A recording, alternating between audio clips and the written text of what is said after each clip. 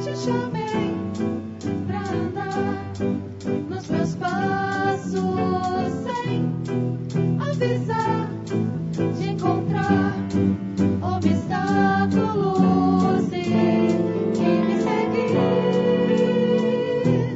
me envolver, negar-se assim, sofrer.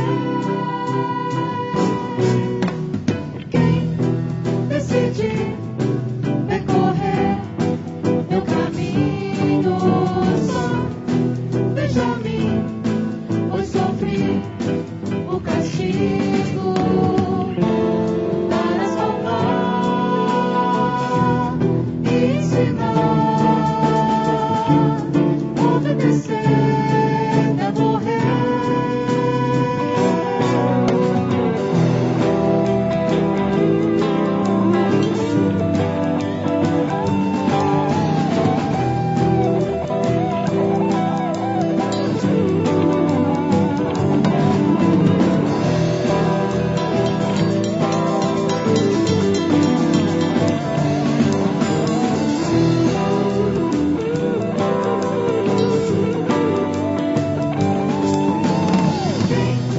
Decidi e andar no caminho, minha paz me será companhia, mas é bom saber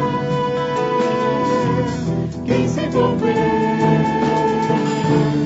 ante meu nome sofrer, vem comigo.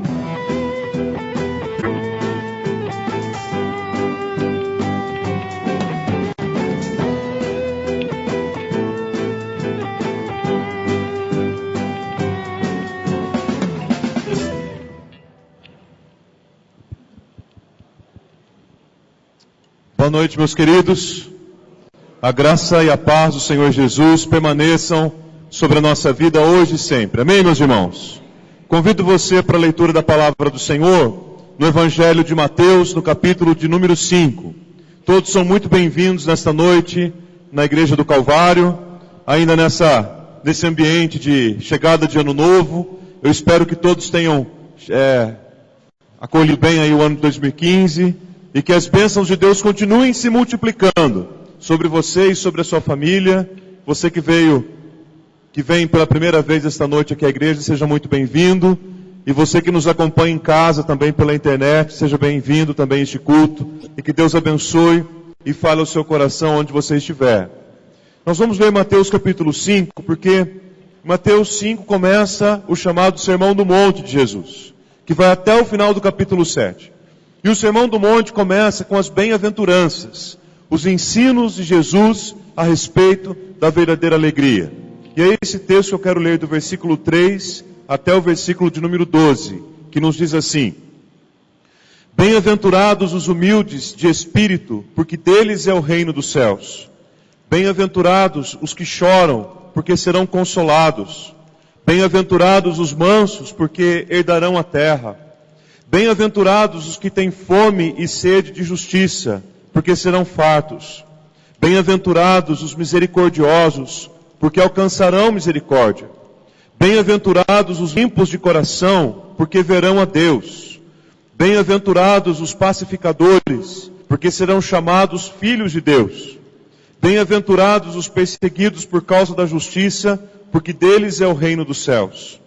Bem-aventurados sois, quando por minha causa vos injuriarem e vos perseguirem, e mentindo disserem todo mal contra vós.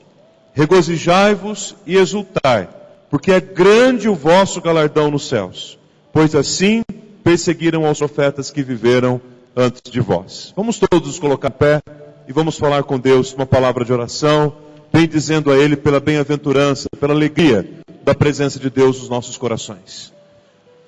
Pai amado, nós te damos graças, te rendemos louvores pela presença maravilhosa do Senhor aqui entre nós, e porque é o Senhor quem coloca no nosso coração a alegria verdadeira, Senhor. Muito obrigado, ó Pai, porque encontramos nas bem-aventuranças o ensino de Jesus sobre a felicidade. E é justamente, ó Pai, este ensino que nós queremos viver, de uma vida feliz, plena, abençoada, restaurada, na presença maravilhosa do Senhor. Ó Deus, que o Senhor nos abençoe nesta noite, que o Senhor venha falar aos nossos corações, que cada momento deste culto seja dirigido e conduzido pela voz do Teu Santo Espírito, ó Pai. Que cada pessoa que aqui está, ou mesmo assistindo na sua casa, que seja edificado pela palavra, pela presença e pelo poder do Senhor. Ó Pai, se não for a Tua voz, se não for a Tua presença, nós nada seremos, ó Pai, não chegaremos a lugar algum. Mas diante de Ti nesta noite, nós nos rendemos e pedimos ao Senhor que fale conosco. Aceite, ó Pai, toda expressão de adoração, de gratidão, de louvor ao Teu nome, porque Tu és o único Deus vivo e verdadeiro sobre todas as coisas. Abençoe a cada um de nós aqui nesta hora. Nós oramos agradecidos em nome de Jesus, o Teu Filho amado e bendito. Amém e amém, Senhor. Entre tantas bem-aventuranças que a gente poderia testemunhar aqui nessa noite, uma delas é a bem-aventurança de estar na casa do Senhor. Bem-aventurado é aquele que está na casa do Senhor. Bem-aventurado é aquele que está nos átrios do Senhor. Mas não propriamente o templo, porque essa aqui não é a casa de Deus, no sentido de um templo, de uma construção. Mas felizes são aqueles que estão na presença do Senhor. Vamos cantar isso? Vamos clamar que a glória do Senhor visite a nossa vida nesta noite, em nome de Jesus.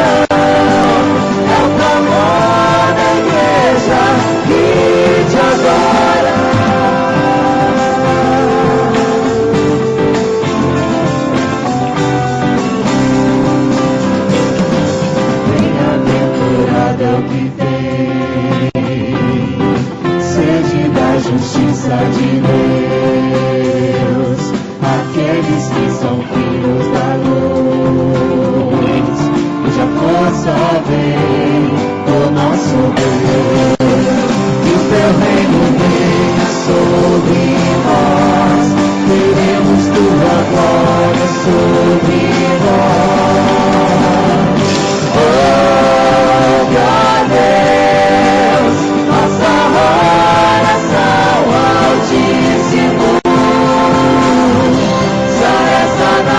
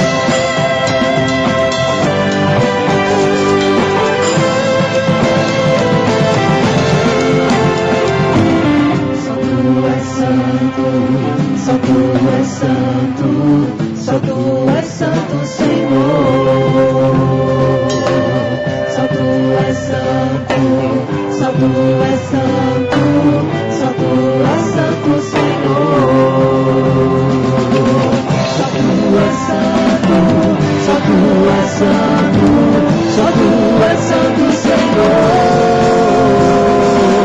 Só tu és santo, só tu és santo, só tu és santo, Senhor. Oh, Deus, nossa oração altíssimo,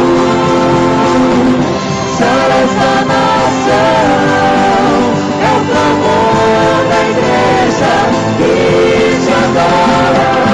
Oh, Deus, nossa oração altíssimo,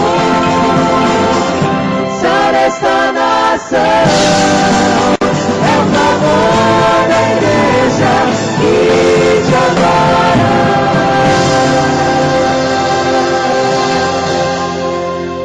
Bem-aventurado é aquele que tem o perdão das suas transgressões. Bem-aventurado é aquele sobre quem não há mais nenhuma condenação. Bem-aventurado é aquele que ouviu a voz do Senhor. Bem-aventurado é aquele que a salvação de Deus recebeu. Esses são pessoas que verdadeiramente podem ser chamadas de felizes.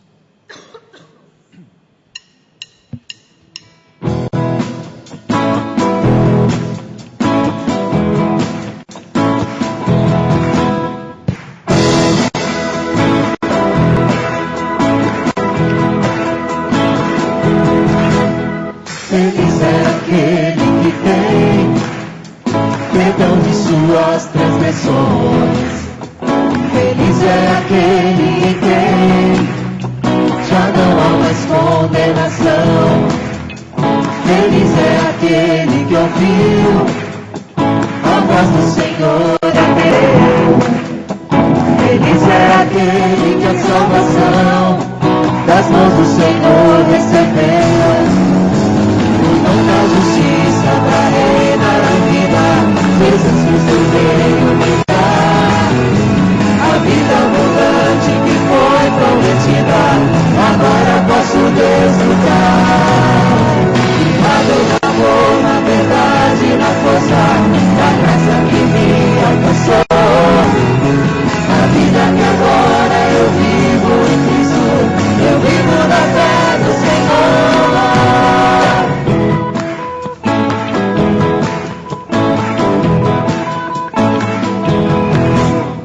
Feliz é aquele que tem perdão de suas transgressões. Feliz é aquele que tem, já não há mais condenação. Feliz é aquele que ouviu a voz do Senhor atendeu. Feliz é aquele que a salvação das mãos do Senhor recebeu. Da justiça pra reinar em vida, Jesus Cristo veio me dar a vida abundante que foi prometida. Agora eu posso desfrutar, firmado no amor, na verdade, na força da graça que me alcançou. A vida que agora eu vivo em Cristo, eu vivo na fé do Senhor.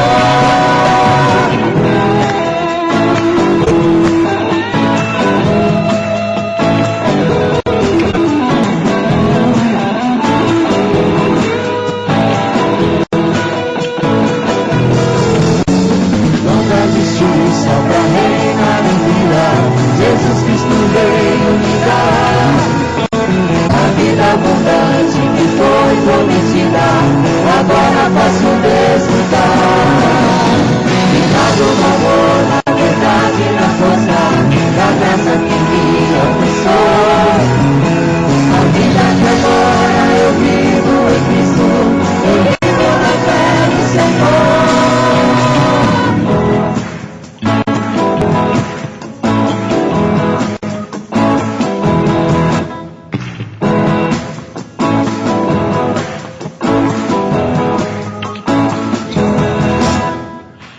O Salmo 19 é uma expressão maravilhosa da grandeza de Deus.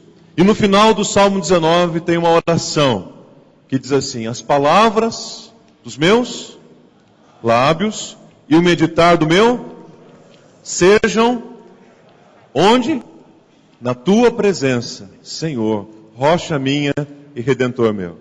Um dos maiores privilégios que a gente tem, gente, é de cantar cânticos que estão escritos ali nas Escrituras. E o que nós vamos cantar agora é assim. Eu quero convidar você para fazer desse cântico a sua oração, no nome de Jesus. Quantas vezes as nossas palavras e o nosso meditar acabam por não refletir algo agradável na presença do Senhor. Mas é sempre oportuno pedir a Ele, ó Deus, conserta as minhas palavras, conserta o meditar do meu coração, para que elas sejam agradáveis na presença do Senhor. Que eu sei que assim minha vida também será agradável na Tua presença.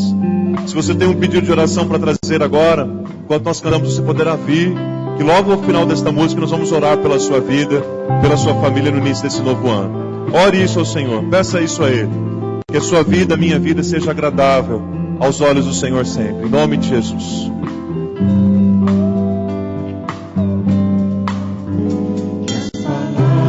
Dos meus lábios e o meditar do coração agradem a Ti, agradem a Ti. Que as palavras dos meus lábios e o meditar do coração agradem a Ti, ó Senhor, minha rocha e redentor, a razão do meu cantar, agradável aos Teus olhos, quero ser. Todo dia, todo instante, sempre hei de Te servir, agradável aos Teus olhos, quero ser. Que as palavras dos meus lábios e o meditar do coração agradem a Ti, agradem a Ti. Que as palavras dos meus lábios e o meditar do coração agradem a Ti, ó Senhor, minha rocha e redentor, a razão do meu cantar, agradável aos Teus olhos, quero ser. Todo dia, todo instante, sempre hei de Te servir, agradável aos Teus olhos, quero ser, ó Senhor.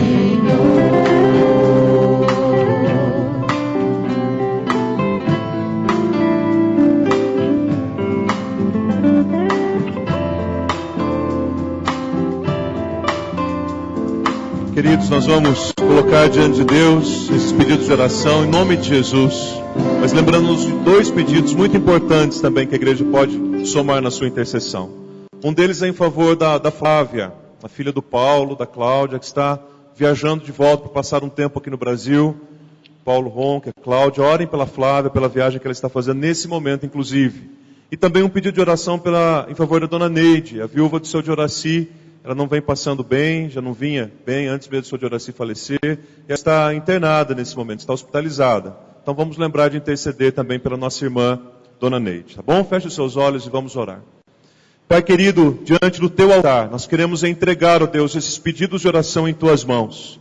Porque o Senhor é o único, ó Deus, que tem poder para realizar, ó Pai, aquilo que nós precisamos. Mesmo aquilo, ó Deus, que para nós, quem sabe, possa parecer impossível, inviável, mas para o Senhor, ó Deus, é plenamente possível. Por isso, Deus, em nome de Jesus, derrame as Tuas bênçãos sobre a vida de cada pessoa que depositou aqui o seu pedido de oração. E que o Senhor possa dar, ó Deus, a esta igreja, neste novo ano, experiências, ó Pai, de respostas de oração. Do Senhor atendendo, ó Pai, o clamor do teu povo. E que em nome de Jesus, toda preocupação seja, ó Deus, depositada aos pés da tua cruz nesta hora, em nome de Jesus. Ó Pai, se há alguém aqui abatido, preocupado, entristecido, angustiado, que aquela paz de Cristo que excede todo entendimento, guarde o coração e a mente do seu povo nesta hora, e venha trazer a todos a convicção, a certeza, a segurança de que o Senhor está conosco, e agindo o Senhor, Pai, quem o impedirá? Queremos interceder em favor da vida da Flávia, pedindo que a boa mão do Senhor esteja sobre ela, onde quer que ela esteja neste momento, que ela sinta a tua presença, que ela sinta, Pai, o consolo e o conforto do Senhor sobre ela, e que ela possa chegar em casa bem, saudável, feliz, reencontrando-se, ó Pai, com a sua família. Também, ó Pai, queremos interceder pela dona Neide, ó Deus, que o Senhor estenda a tua mão sobre ela no seu leito de hospital, reanimando, ó Pai, o seu coração, reanimando as suas forças, e dando a ela, ó Deus, todo o cuidado que ela precisa, diante do Senhor e diante da tua presença. Ouve agora, Senhor, a nossa oração, e fala também aos nossos corações, no nome santo e poderoso do teu Filho Jesus. Amém e amém, meu Deus. Podem se sentar, meus queridos.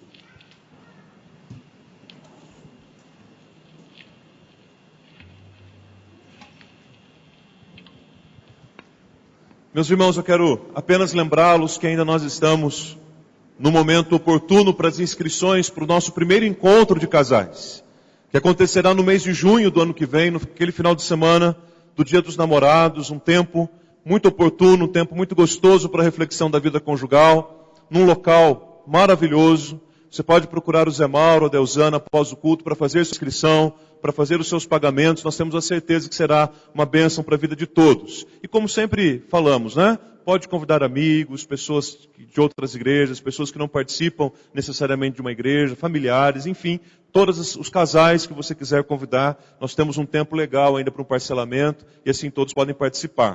Por falar em encontro, o mês de fevereiro se aproxima e com ele os encontros nos dias do carnaval, né? O que os jovens normalmente fazem, jovens e adolescentes. Haverá uma programação, sim, de acampamento para eles, mas eu quero também convidar, né, e dizer aqui que nós teremos um acampamento para crianças, na mesma época, nos dias de carnaval também, para crianças que têm entre 7 a 11 anos. Então, se é o seu perfil, o perfil do seu filho, entre em contato com o Ministério Infantil, com a Letícia, inscreva o seu filho. Nós queremos ver todas as crianças lá participando e um encontro bem abençoado. Assim eles vão se acostumando, né, com esse hábito, vão trazendo esse hábito do encontro, do acampamento. Quando eles crescerem, quando eles forem adolescentes, eles já vão saber o valor que isso tem. Acampamento foi importante na vida de muita gente que está aqui, inclusive na minha. Então nós queremos investir na vida espiritual dos nossos filhos também. E dizer para os irmãos que a partir de amanhã eu estarei num período de descanso, um período de férias. Daqui 20 dias eu retomarei as atividades aqui na igreja. Quero pedir que a igreja ore em favor da minha vida, de minha família. E também dizer que qualquer necessidade que a igreja porventura tenha nesse período poderá ser satisfeita através do pastor Marco, através da Isabel, através dos presbíteros. Estão todos aí preparados para qualquer necessidade que porventura venha a surgir. Oremos uns pelos outros neste período.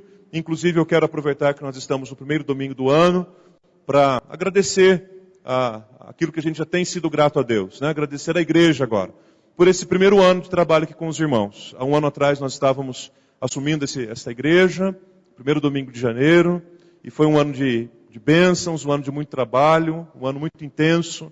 No entanto, a mão do Senhor, como nós falamos aqui na quarta-feira, coluna de nuvem durante o dia, coluna de fogo durante a noite, nunca faltou. E foi isso que sustentou a igreja, e consequentemente o meu ministério enquanto estou aqui. Então é palavra de gratidão, por quê? Porque a igreja nos acolheu muito bem. E inclusive minha palavra de gratidão é também em nome da minha esposa, da Cris, dos meus 2 filhos. Todos nós fomos muito bem acolhidos aqui por vocês. Então fica aqui o nosso agradecimento e o pedido, o desafio que os irmãos continuem orando por nós, para os desafios que ainda virão durante este ano, os desafios que a própria igreja tem, para que o ministério pastoral seja sempre alinhado ao ministério da igreja e o ministério da igreja alinhado ao ministério pastoral também, tá bom? Nós vamos colocar isso como um objetivo para nós de oração nesse ano de 2015. Quero convidar que você abrir novamente a sua Bíblia no Evangelho de Mateus, agora no capítulo de número 16. Mateus capítulo 16. Nós estamos começando hoje, irmãos. Já falamos aqui de manhã a primeira mensagem desta série. Planejando o ano, repensando a vida. Por que nós vamos trabalhar esse tema durante o mês de janeiro? Por dois motivos muito importantes. Primeiro, porque nós acreditamos que é um momento extremamente oportuno para isso acontecer. Nós temos o costume de, no final de cada ano, no início de cada ano novo, fazermos alguns planos, projetarmos algumas coisas para o ano que vem, para o novo tempo que virá. Então é oportuno por causa disso. Na nossa casa mesmo, nessas 2 últimas semanas, muitas vezes nós ouvimos ou falamos essa expressão, esta frase, né? Em 2015 eu quero fazer tal coisa. No ano novo eu quero fazer tal coisa diferente. No ano novo eu quero retomar alguma coisa importante que por alguma razão, quem sabe, eu deixei pelo caminho. Perdi pelo caminho em 2014 ou até mesmo ao longo da minha vida. Então o momento é oportuno para isso. Está todo mundo pensando a respeito disso, refletindo a respeito disso. Mas segundo, porque muitas vezes nós corremos o risco de fazermos um bom planejamento para o ano. Temos, sim, consciência de quanto vamos ganhar, quanto vamos gastar. Fazemos um planejamento para a nossa vida profissional, para a nossa vida acadêmica. Fazemos planejamentos para os ministérios que atuamos na igreja. Fazemos uma série de planejamentos. Só que o grande risco que nós corremos aí é que esses planejamentos terminem com o término do ano. E aí aquilo talvez não tenha sido tão significativo, tão importante, tão marcante para a sua vida como poderia ter sido. Esse é o desafio. Nós queremos sim planejar o ano 2015. Nós queremos sim fazer alguns projetos para o ano 2015, para a nossa vida pessoal, familiar, para a igreja. No entanto, todos esses planejamentos precisam respingar na nossa vida toda.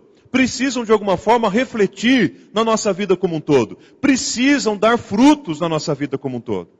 Ou seja, a gente precisa viver olhando para trás, dizendo, olha, aquilo que eu coloquei diante do altar do Senhor, em oração, Deus me abençoou, e durante o desenrolar da minha vida, eu tenho sentido o cuidado de Deus da minha vida o tempo todo. Então, por isso que nós vamos trabalhar nesse tema. Começando com a Santa Ceia, e terminando com a Santa Ceia no primeiro domingo de fevereiro. Por quê? Será que foi um acaso? Seguramente não.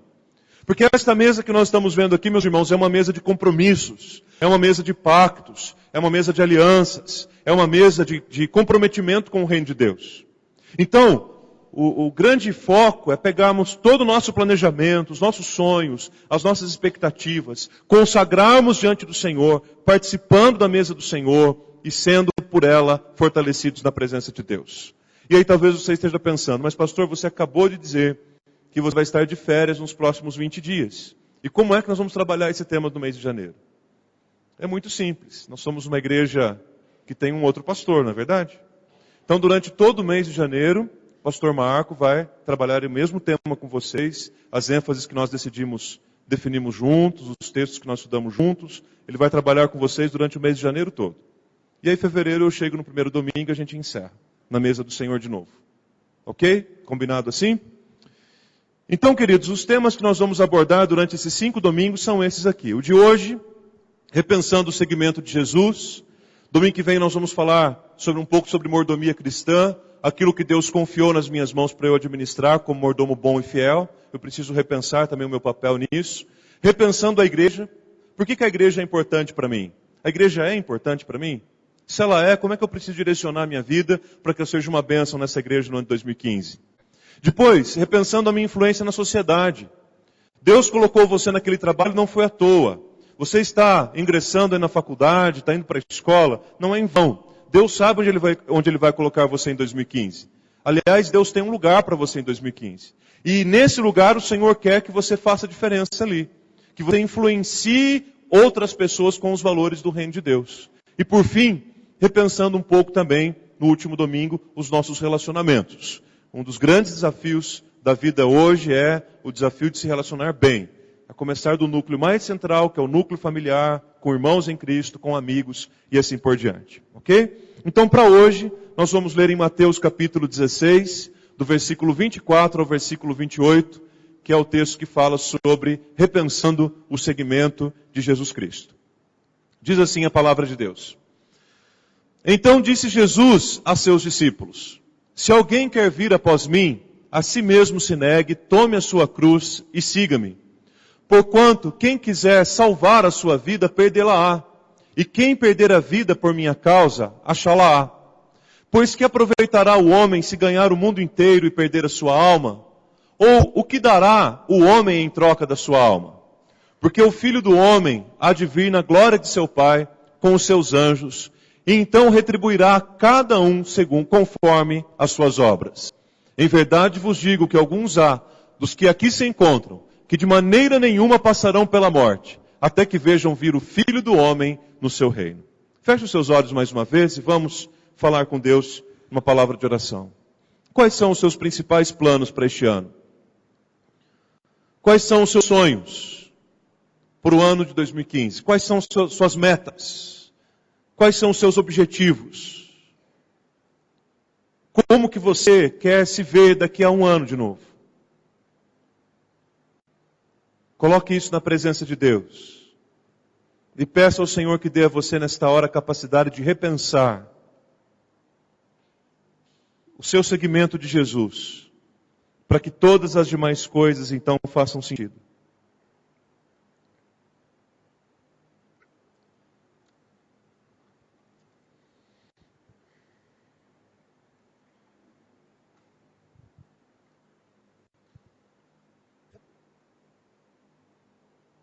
Querido Deus, ouve agora, Senhor, a oração do teu povo, Pai.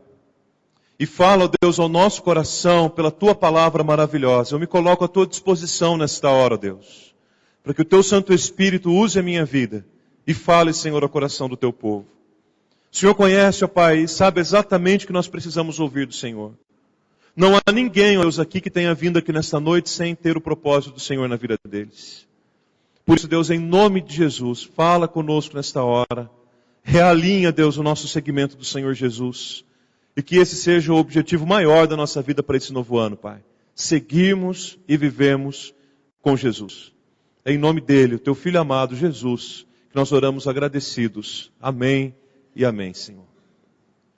Meus irmãos, a história moderna das missões nos conta que certa vez um missionário havia sentido um grande chamado de Deus para pregar numa tribo na África. Este homem então começou a se preparar para aquele ministério entre aquelas pessoas que moravam na tribo. Aquele missionário então começou a orar e buscou de Deus um direcionamento para onde ele deveria ir. E estava muito claro para ele que Deus estava direcionando justamente para aquele local. Era como se ele olhasse para o mapa e só enxergasse aquela tribo. Era para lá. Ele tinha convicção, a plena certeza que era para lá que Deus queria que ele fosse. Tendo esta consciência, ele começou então a se preparar para aquilo. Ele começou a estudar o dialeto daquela tribo. Ele começou a aprender a cultura daquele povo. Ele começou a aprender a maneira que aquele povo vivia. E passou anos da sua vida se preparando os seus, para que ele pudesse deixar o seu país, deixar a sua igreja e dedicar alguns anos da sua vida naquele campo missionário. Passado esse tempo todo, finalmente esse missionário foi. E tendo estudado a cultura daquela tribo, ele descobriu que ninguém poderia chegar ali pura e simplesmente falando o que quisesse. Antes das pessoas falarem qualquer coisa naquela tribo, elas deveriam procurar o líder lá da tribo, dizer para ele tudo o que ele pretendia dizer naquela tribo. E dependendo da aprovação do líder, aí então que ele poderia ir para a comunidade e dizer aquilo que ele tinha para dizer. Isso independente de ser um conteúdo de fé, um conteúdo religioso ou não. E foi justamente isso que esse missionário fez. Chegando na tribo, a primeira pessoa que ele procurou foi o líder. E ele estava muito entusiasmado, o missionário. Ele estava muito alegre. Ele tinha certeza que ele estava no lugar que Deus mandou. Ele tinha certeza que jamais o líder da tribo iria negar a ele a oportunidade de falar do Evangelho. Afinal de contas, quem é que não quer ouvir do amor de Deus? Afinal de contas, quem é que não deseja ouvir a respeito da graça de Cristo? Afinal de contas, quem é que não quer ouvir a história de amor tão maravilhosa como essa que nós temos para contar e para proclamar? Chegando ali, ele chamou aquele líder daquela comunidade, expôs diante dele tudo o que ele queria dizer. Falou do amor de Deus, falou da graça de Jesus, contou dos milagres de Deus, falou do interesse e do amor que Deus tinha por aquelas pessoas. E ao final de ter contado isso com muito entusiasmo, o líder daquela tribo olhou para ele e disse: é esta a mensagem que você tem para falar aqui entre nós? E ele disse: sim, é esta a mensagem que eu quero contar entre vocês. E o líder da tribo voltou-se para ele e disse: pois esta mensagem você jamais falará entre nós. Nós não queremos ouvir. Aquele missionário tentou argumentar, mas o líder, muito reticente, não deixou que ele falasse nada. E o missionário voltou para sua tenda e começou a refletir. Será que em algum momento do seu discurso ele teria se equivocado? Será que o líder não entendeu muito bem o que ele falou? E ele tomou uma decisão. Ele voltaria no outro dia para falar tudo de novo, para esperar que aí sim o líder pudesse dar uma resposta afirmativa. E foi isso que ele fez. Mal o dia tinha amanhecido, aquele missionário voltou até a presença do líder da comunidade e disse para ele: olha, talvez você não tenha entendido bem alguma parte que eu falei. Eu vou falar para você tudo de novo. E contou tudo de novo para ele, a respeito do amor de Deus, da salvação em Jesus, da graça e tudo mais. Ao final de ter contado, o líder disse: se tinha alguma dúvida, agora eu entendi o que você queria dizer. Mas mesmo assim a minha resposta é não. Nós não estamos interessados nesta mensagem que você quer proclamar. Aquele missionário voltou para sua tenda muito entristecido, abatido, desanimado, em crise, questionando as suas convicções de chamado, de vocação, questionando até mesmo o próprio Deus. E entrou na sua tenda e começou a orar noite afora. Senhor, mas eu tenho certeza que foi o Senhor que me mandou. Senhor, eu tenho certeza do teu chamado. Senhor, o que aconteceu? Qual parte que eu não entendi direito? O Senhor me trouxe até aqui. O Senhor abriu as portas, eu deixei minha família, eu deixei minha igreja, eu deixei meus amigos, eu deixei o meu país, e eu vim até aqui, agora eu não posso pregar o Evangelho para aqueles a quem o Senhor me mandou. E ele continuou insistindo, e orando, e chorando ao Senhor: eu não posso falar, Senhor, eu não posso falar, eu não posso falar. Depois de um tempo de oração, ele ouviu a voz do Senhor que disse a ele em alta madrugada, dizendo: meu filho, realmente, nessa tribo, você não pode falar. E num primeiro momento, então, ele teve a impressão de que, será que Deus mudou de ideia? Será que Deus não sabia muito bem o que queria quando me mandou aqui? Será que eu entendi errado alguma coisa durante o processo? Mas de imediato a voz do Senhor disse: você não pode falar. E ele entendeu, naquele mesmo momento, que de fato ele não poderia abrir os lábios para contar aquilo que ele queria contar.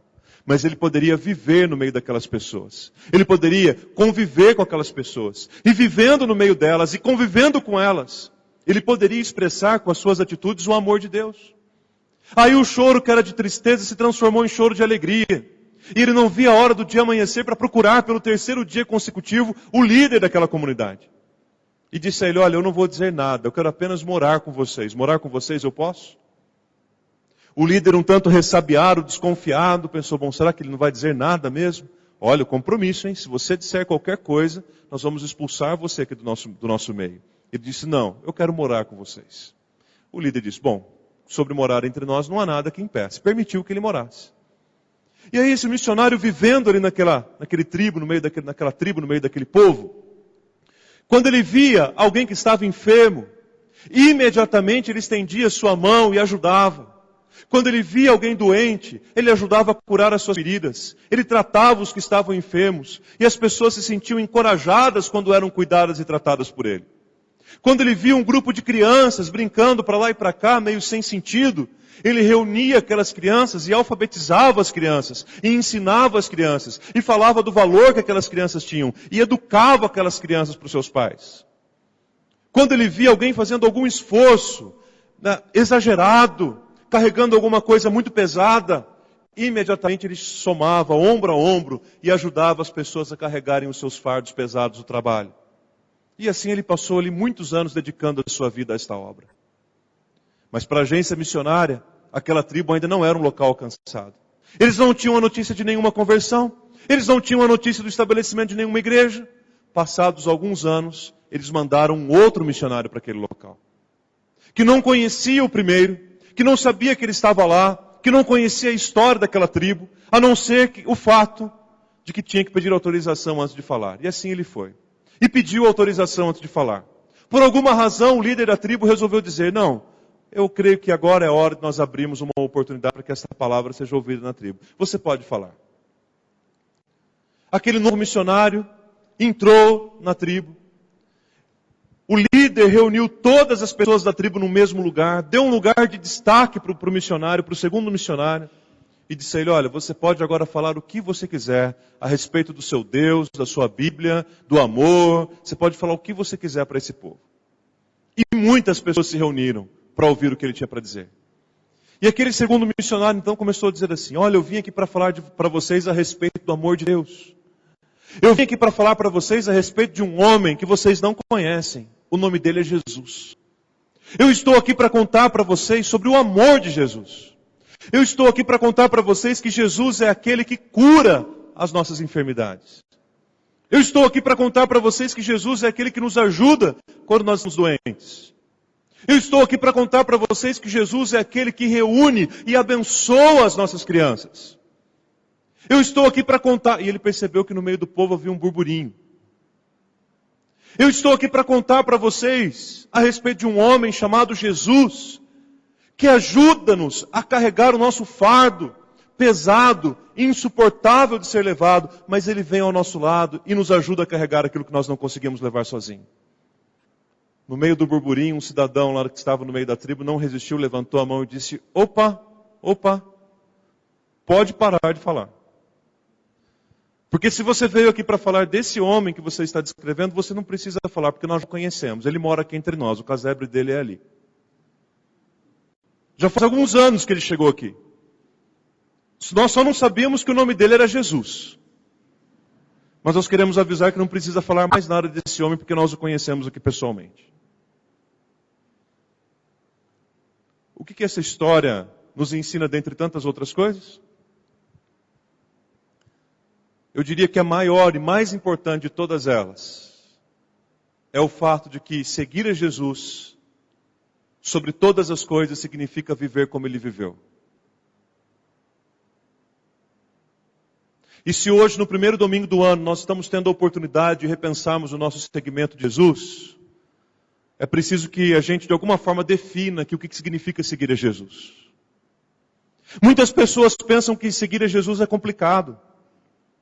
Muitas pessoas pensam que seguir Jesus é difícil. Muitas pessoas pensam que seguir Jesus é apenas para um grupo de pessoas. Muitas pessoas pensam que para seguir a Jesus, a gente precisa fazer uma série de ritual. Mas eu quero explicar para vocês nesta noite, para que não reste dúvidas. Seguir a Jesus nada mais é do que viver como ele viveu. Isso é verdadeiramente seguir a Jesus. E sabem por que é tão importante definirmos bem isso, irmãos? Porque hoje existe um sem número de pessoas que frequentam igrejas, que vivem o ambiente da fé, que fazem parte do cenário da igreja evangélica no Brasil, mas por alguma razão elas ainda não conseguiram compreender o que significa seguir a Jesus. Elas estão lotando, superlotando os bancos das igrejas.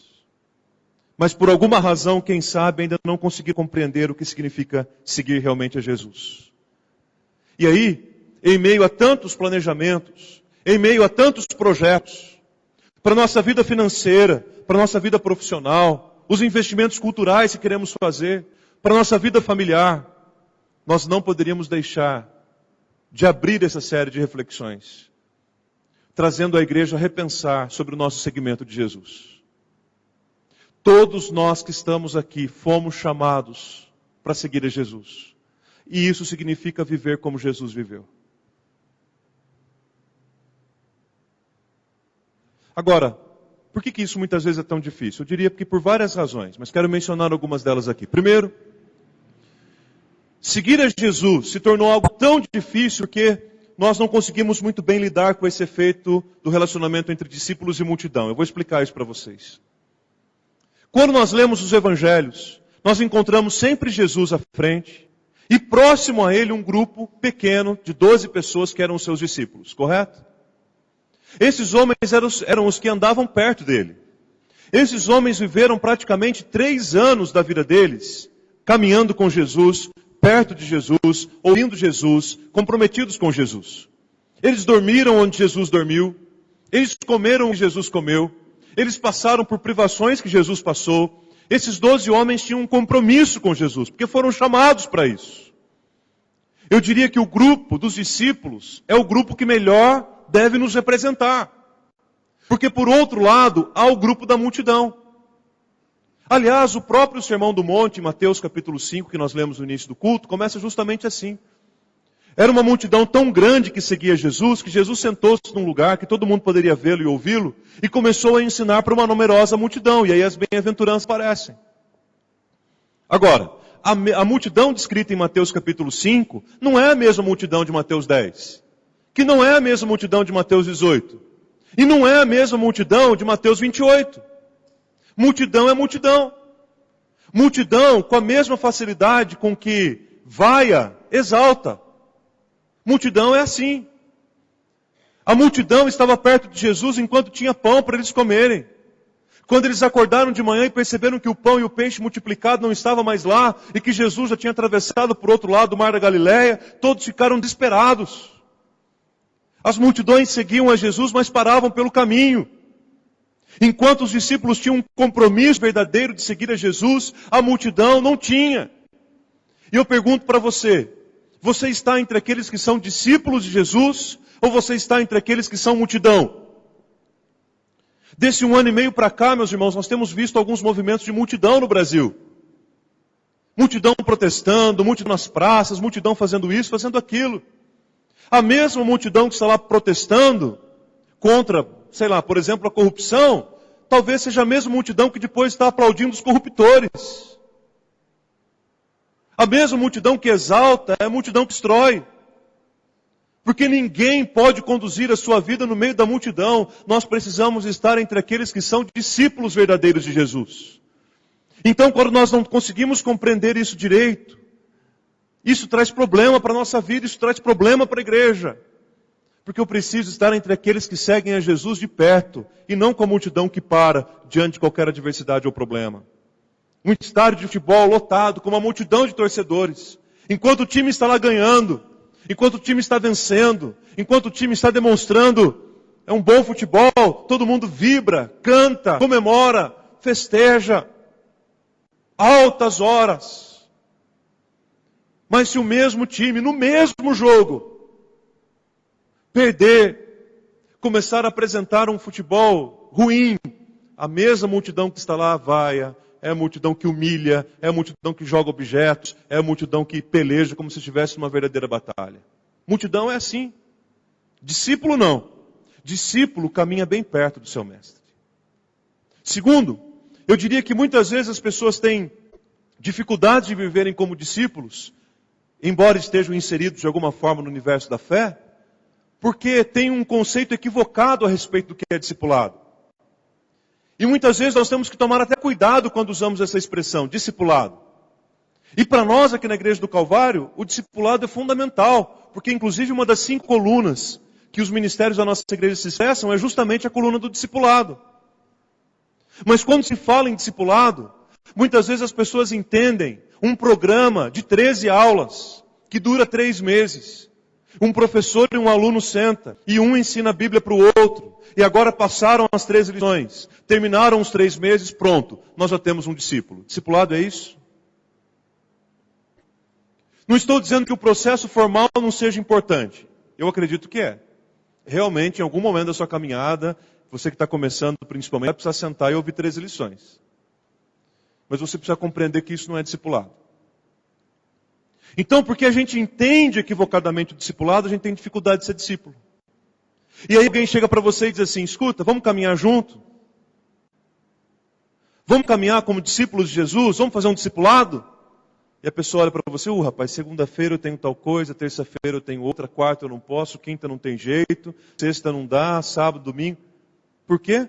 Porque você está falando em seguir a Jesus e Ele está respondendo para você a agenda que ela tem. Discipulado não é agenda. Discipulado é seguir a Jesus. E seguir a Jesus é viver como Ele viveu. Terceiro, muitas pessoas têm dificuldades em serem discípulos verdadeiros de Jesus, porque eles ainda não conseguiram entender o relacionamento que existe entre os meus interesses e aquilo que é interesse do reino. Ou seja, os meus interesses pessoais, da minha disposição, da minha aptidão, do meu espírito de serviço. Quem se dispõe a um caminho de discipulado, precisa compreender que está iniciando uma trajetória de serviço. E aí Jesus vem para contrariar todas as nossas lógicas, inclusive no texto que nós lemos. Porque ele diz que alguém quer ganhar alguma coisa aqui? Meia dúzia levantam a mão, Jesus diz assim, pois então para ganhar vocês precisam perder. Aí Jesus pergunta assim, agora, quem daqui quer ser o maior? Outra meia dúzia levanta a mão, queremos ser o maior. O que Jesus diz? Para ser o maior é preciso ser como o menor. E aí Jesus diz, quem aqui gostaria muito de ser exaltado, gostaria de ser a figura de destaque da igreja. Mas meia dúzia levanta a mão. E ele diz assim, mas aqueles que querem viver desta forma, primeiro precisam servir. É a teologia do avental, que nós vimos aqui o mês passado. Então, queridos, quando nós não entendemos isso, é difícil ser discípulo. O discípulo foi chamado para servir, e não para ser servido. Quarto, muitas pessoas têm dificuldade de viver um discipulado relevante, porque não compreenderam ainda que há um preço exigido para isso. E o preço é alto. Ser discípulo de Jesus, irmãos, tem um preço. E Mateus capítulo 16 deixa isso bem claro. Quando Jesus diz, aquele que quer vir após mim, aquele que quer me seguir, aquele que quer ser meu discípulo, precisa negar-se a si mesmo, precisa tomar a sua cruz e aí então levantar para seguir. Só que esse preço muitas vezes nos assusta. Porque nós estamos acostumados a ouvir a respeito do conforto que Jesus pode nos dar. A respeito dos benefícios que o reino de Deus pode nos oferecer. Mas quando nós falamos a respeito de algo que nós precisamos entregar e oferecer, isso pode ser um pouquinho mais complicado para muitos. Por fim, eu diria que muitas pessoas têm dificuldades de compreender o discipulado e consequentemente seguir a Jesus pela busca incessante do eu. Então eu quero satisfazer o meu ego. O meu principal objetivo de vida em 2015 é ser rico. O meu principal objetivo de vida em 2015 é ser reconhecido pelas pessoas. O meu principal objetivo de vida em 2015 é ter status. É sair pelo menos uma vez por semana na coluna do jornal. É estar em evidência pelo menos em algum momento. Sem compreender que essa é a expressão mais vazia de vida que existe. A busca pelo eu. Por quê? Porque quando eu vivo a busca pelo eu, queridos, qual que é o fim dessa busca? Eu mesmo. Agora, quando eu busco seguir a Cristo, qual que é o fim da minha busca? Jesus Cristo. Por quê? Porque o fim da lei é Cristo. Para a justiça de todo que crê. É isso que a palavra de Deus nos ensina. Por isso, meus irmãos, que Mateus capítulo 16 é tão importante para a nossa reflexão no início desse ano. Porque Mateus 16, de alguma forma, reorienta o nosso seguimento de Jesus. Porque era o que Jesus estava fazendo com seus discípulos. Ok, ele os chamou, aquele momento bonito do chamado de Jesus. Me lembro até, inclusive agora, da cena do Alto de Páscoa do ano passado. O chamado.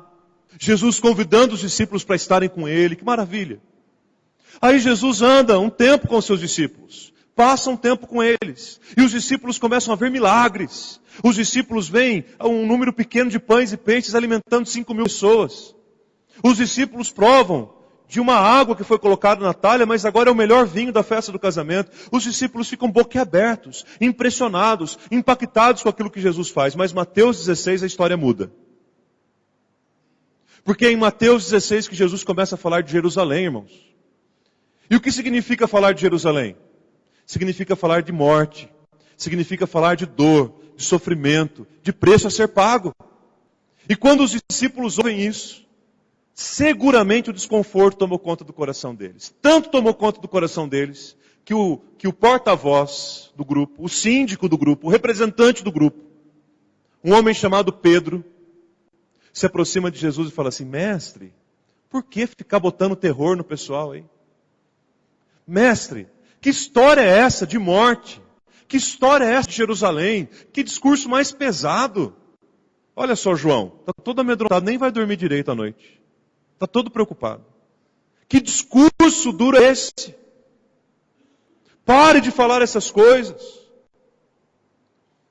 Jesus chamou a Pedro e disse, Pedro, eu tenho uma coisa muito importante para dizer para você. Arreda-te, Satanás. Por que Jesus disse isso? Porque qual era a única pessoa interessada em que a cruz não acontecesse? Qual era a única pessoa interessada que não houvesse ida para Jerusalém? Era a única pessoa interessada de que a morte de Cristo não acontecesse? Quem?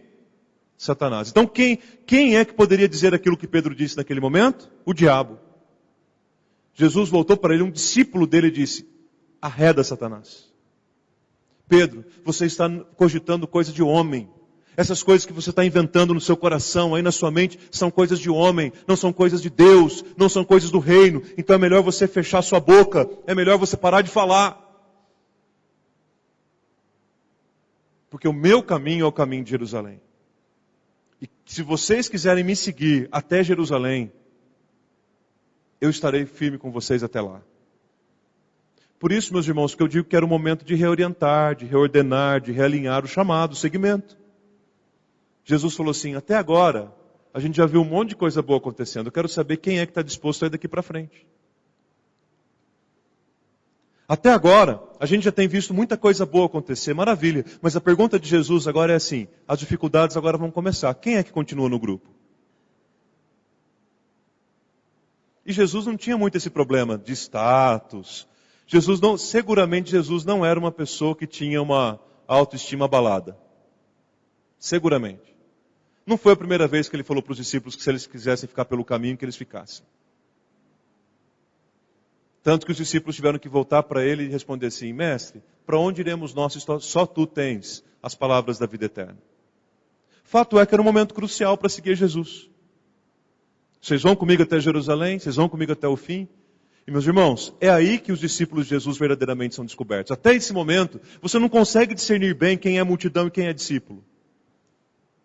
Se você tem atravessado momentos de dificuldades na sua vida, se você tem atravessado momentos de lutas na sua vida, eu quero dizer para você que são nesses momentos que os verdadeiros discípulos de Jesus se despontam. É isso mesmo, vamos em frente, o caminho para Jerusalém é o caminho da dor, é o caminho da morte. Pode ser. Só que é o caminho também da ressurreição, é o caminho da vida eterna, é o caminho da vida nova. Então vamos trilhar por ele. E que apareçam no meio de nós, na igreja do Calvário, os discípulos de Jesus. Os que estão dispostos a ir até o fim e a pagar o preço até o fim. Agora, para ser discípulo de Jesus, o que é necessário? Eu diria para vocês que é necessário basicamente 3 coisas. Baseadas exclusivamente no relacionamento entre discípulos e rabinos. Nos dias de Jesus. Você deve saber, Jesus não era o único mestre naqueles dias. Ele não era o único rabi. Era muito comum na tradição judaica que os rabis escolhessem os seus discípulos, 12, 15 pessoas, e andasse com esses discípulos, e ensinasse esses discípulos, e caminhasse com esses discípulos, e fosse o seu mestre. Existiam muitos rabis. Jesus era um rabi, que escolheu 12 homens que não tinham o perfil de homens que normalmente seriam escolhidos por outros rabis. Eu já falei sobre isso aqui num outro momento. Mas ele escolhe. E Jesus começa a caminhar com essas pessoas. E aí tem 3 movimentos que são fundamentais no relacionamento entre discípulo e rabi. O primeiro deles é o movimento do ouvir. E é preciso ouvir com atenção. Quando os discípulos sentavam aos pés do rabi, eles sentavam para ouvi-lo. Eles não se preocupavam em interromper. Eles não se preocupavam em falar. Eles não queriam ensinar para o rabi como que ele deveria fazer. Porque era o rabi quem o ensinava. Então é preciso ouvir. Se nós queremos ser discípulos de Jesus, meus irmãos, nós precisamos ouvir com atenção. E é por isso que a Bíblia fala para a gente que a gente tem que ser pronto para ouvir e tardio para falar. Algumas pessoas dizem por aí que Deus nos deu 2 ouvidos. Ele nos deu 2 olhos. Ele nos deu 2 mãos. Ele nos deu 2 pés. Mas quantas bocas? Tirando a boca do estômago. Para quê? Para que a gente entenda o que o Salmo 46 diz o que ele quer dizer quando ele diz assim: aquietai-vos e sabei que eu sou Deus. Discípulo, para de falar. Discípulo, para de falar. Deus quer falar. Jesus está ensinando. Discípulo, para de falar para ele como é que tem que ser. Discípulo, pare de tentar ensinar o seu rabi. Jesus, ele não precisa. O primeiro movimento é o movimento de aquietarmos, de saber que ele é Deus. E é o movimento de ouvirmos com atenção. O segundo movimento é o movimento de imitação. E imitar com profunda exatidão. Porque os discípulos ouviam o que o rabi dizia, e ouviam com atenção. Mas depois, quando eles se levantavam e saíam, os discípulos procuravam imitar o rabi até mesmo nos seus movimentos, nas suas palavras, e procuravam fazer isso com exatidão. E isso se reflete muito no comportamento das crianças, não é mesmo? Você nunca viu seu filho imitando algum comportamento seu? Falando alguma frase que um dia você já falou? Participando de uma conversa e dizendo alguma coisa que te surpreendeu? E você diz assim, onde foi que essa criança ouviu isso? Onde será que ele viu tal atitude? Adivinha? Ele está imitando. Crianças na classe imitam os professores, professoras. Crianças no ministério infantil imitam professores e professoras. Imitar com exatidão, com precisão. Ou seja, viver como Jesus viveu. E esse é um convite da Bíblia para a gente, principalmente na teologia do apóstolo Paulo. Quando lá em Efésios capítulo 5, dentre outros textos em que ele diz a mesma coisa, para outras igrejas, ele diz assim, sede, pois, meus imitadores. Que absurdo! Será que alguém aqui entre nós pode, em algum momento da vida, dizer, sejam meus imitadores? Pastor, nós temos que imitar a Cristo. Foi isso que Paulo disse em Efésios 5? Sede, pois, imitadores de Cristo? Foi isso que ele disse? Não. Ele disse, sede meus imitadores, como eu sou de Cristo. E é isso que faz a diferença. Mas imita com precisão, discípulo. Fica a dica. Porque não adianta falar igual Jesus falou. Tem gente que quando vai falar de alguma coisa da Bíblia, muda até a entonação da voz, né? Não é sair por aí recitando o que Jesus falou. Não é imitar alguma atitude esporádica de Jesus. Ah, Jesus andou de barco, então também preciso fazer um cruzeiro o mais rápido possível. Agora, lavar os pés ninguém quer.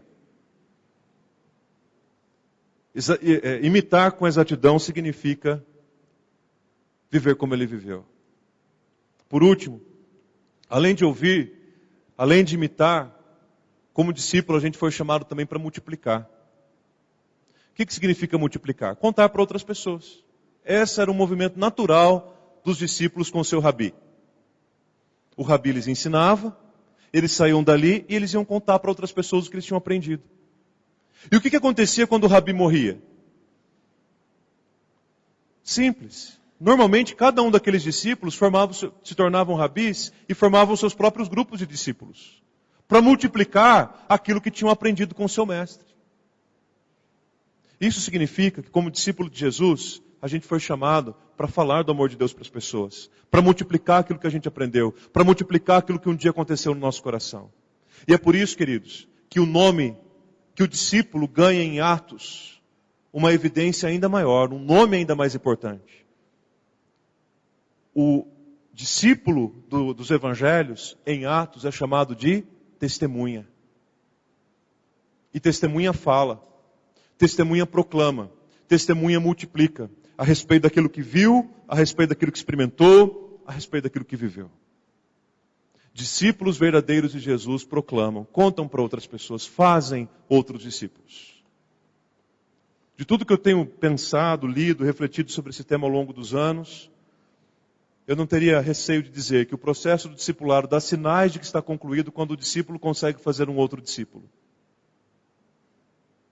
E isso não acontece em 13 aulas. É um processo de mentoria. E aí, Mateus 16, 26 e 27, no versículo 26, Jesus muda a nossa maneira de entender sobre o que é perder e o que é ganhar. Para no versículo 27 dizer assim, olha, o Filho do Homem vem aí, na glória do Pai, com os anjos. E o que ele vai fazer? que o Filho do Homem vai fazer? Ele vai retribuir segundo as obras de cada um. E quando a gente olha para esse versículo 27, a gente fica com temor no coração. Está vendo? Ó? Jesus está voltando. Como se ele fosse um castigador. Olha, fique atento que Jesus está chegando, e a hora que ele chegar, ele vai retribuir todo mundo. Mas retribuir é só no aspecto negativo? Seja um bom discípulo, você vai receber sua retribuição. Retribuição aqui em Mateus 16, 27, não é o peso da mão de Deus sobre a vida de ninguém. Retribuição aqui é, seja um discípulo de verdade. E quando Jesus vier na glória do Pai, Ele vai saber muito bem retribuir e recompensar pelas suas obras como discípulo. Obras essas que jamais te salvarão, mas que farão com que o Senhor olhe para você e diga assim: servo bom e fiel. Fosse fiel no pouco, sobre o muito te colocarei. É por isso, queridos, quando o pastor Marco e eu pensamos em falar sobre planejamento, sobre expectativas, sobre sonhos com a igreja, nós entendemos que um ponto de partida precisa ser o seguimento de Jesus. E seria no mínimo, uma falta de zelo nossa como pastores desta igreja. Começarmos por qualquer outra coisa que não fosse desafiando a igreja em 2015 a ser uma igreja de discípulos de Jesus. Porque se nós tivermos aqui uma comunidade de discípulos de Jesus, nós seremos uma igreja abençoada e abençoadora. Nós teremos uma cidade abençoada pela presença de discípulos de Jesus. E o nosso desafio e oração no primeiro domingo desse ano, diante da mesa do Senhor, é o desafio de que Deus levante aqui entre nós, homens e mulheres, adultos e crianças, que assumam verdadeiramente o seguimento de Jesus. E digam: eu quero em 2015 seguir a Jesus.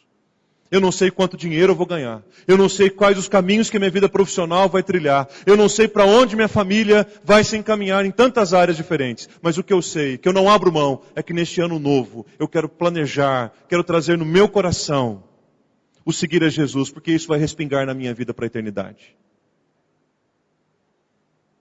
Esse é o nosso desafio e oração para todos. É o nosso desafio e oração especialmente para vocês. Por exemplo, jovens, adolescentes que fazem parte desta igreja. Um convite para que vocês dediquem os melhores anos da vida de vocês para o reino. Um convite para que vocês dediquem o melhor de vocês, da saúde, da disposição de vocês para Deus. Quantas pessoas aqui entre nós talvez digam assim: como eu gostaria de ter conhecido o Evangelho mais cedo. Queria ter dado muito mais, queria ter feito muito mais, queria ter muito mais disposição, saúde física mesmo para algumas coisas. Mas essa bola agora está nas nossas mãos, nas mãos de jovens e adolescentes, e não são poucos aqui na igreja. Se cada um entender o seu comprometimento com o reino, o seu seguimento de Jesus, nós vamos provocar uma verdadeira revolução nessa esquina. E essa revolução vai extrapolar os muros desta esquina. E essa revolução vai alcançar essa cidade. E essa revolução vai alcançar as nações.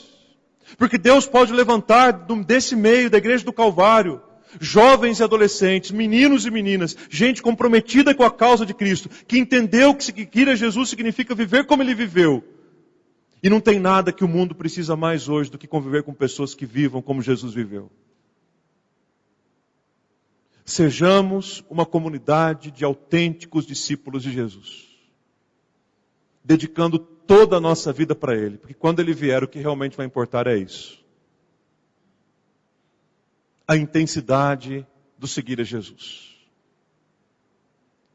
Tenha, sim, todos os seus planos e projetos para 2015, mas que o ponto de partida seja, independente de onde a minha vida trilhará, eu serei um discípulo de Jesus. Em 2015 eu viverei como Jesus viveu. E é na mesa do Senhor que eu convido você para selar esse compromisso. Diante do Senhor. Dizer: Jesus, eu quero te seguir. Eu quero andar com o Senhor. Que o Senhor assim nos ajude. E que Ele nos abençoe. Para que sejamos reconhecidos diante dEle como discípulos de verdade. Que Ele assim nos ajude. Amém. Quero convidar os presbíteros que venham à mesa, nós teremos agora o privilégio, a alegria de servir vocês. Com a mesa do Senhor, com o pão, que é o símbolo do corpo de Jesus, com o cálice, que é o símbolo do sangue derramado na cruz. Nós vamos participar desse momento tão sublime agora com vocês.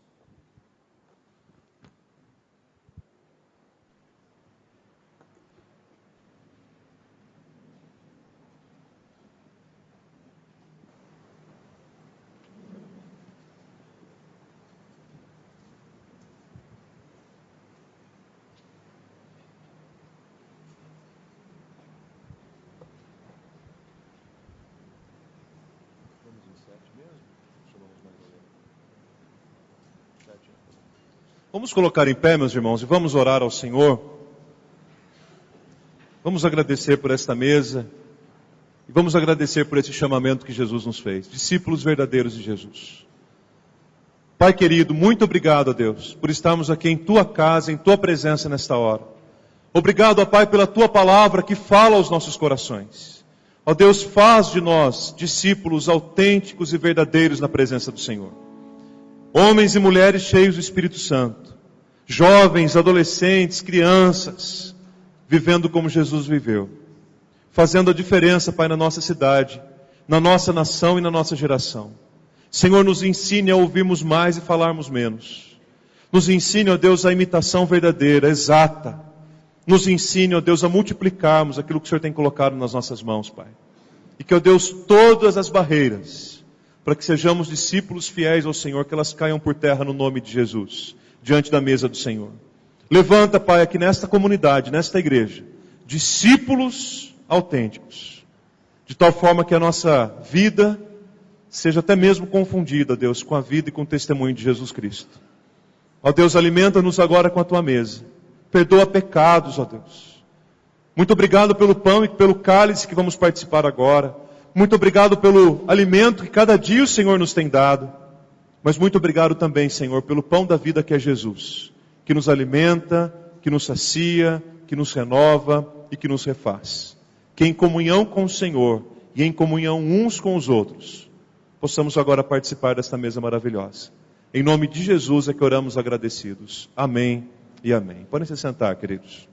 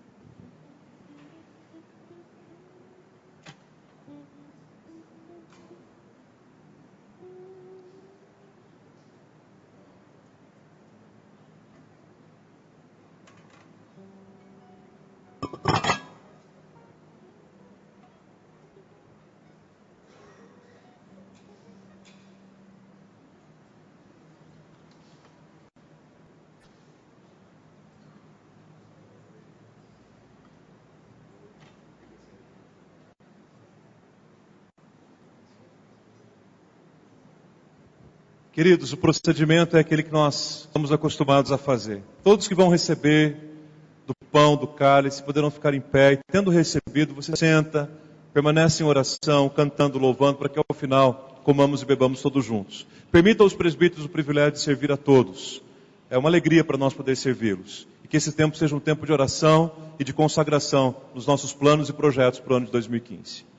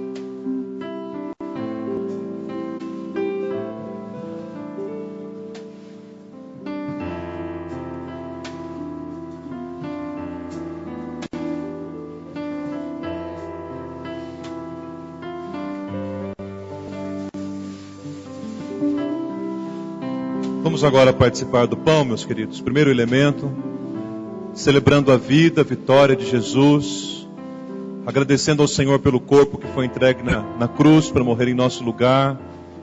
Tomai, pois, e comei, disse o Senhor Jesus. Isto é o meu corpo oferecido por vós.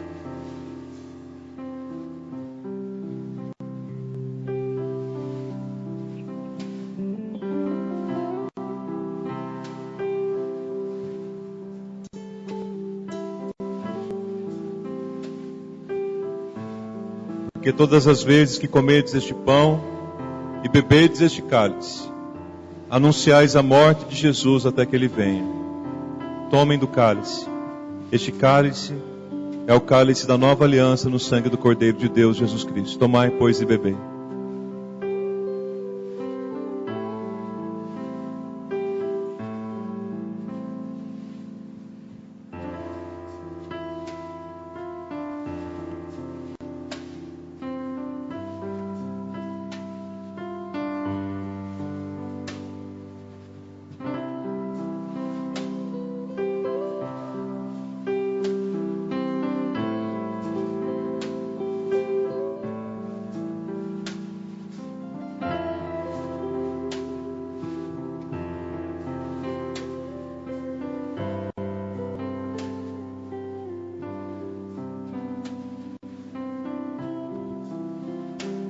Meus irmãos, nós queremos assim desejar uma semana abençoada, vitoriosa a todos os irmãos.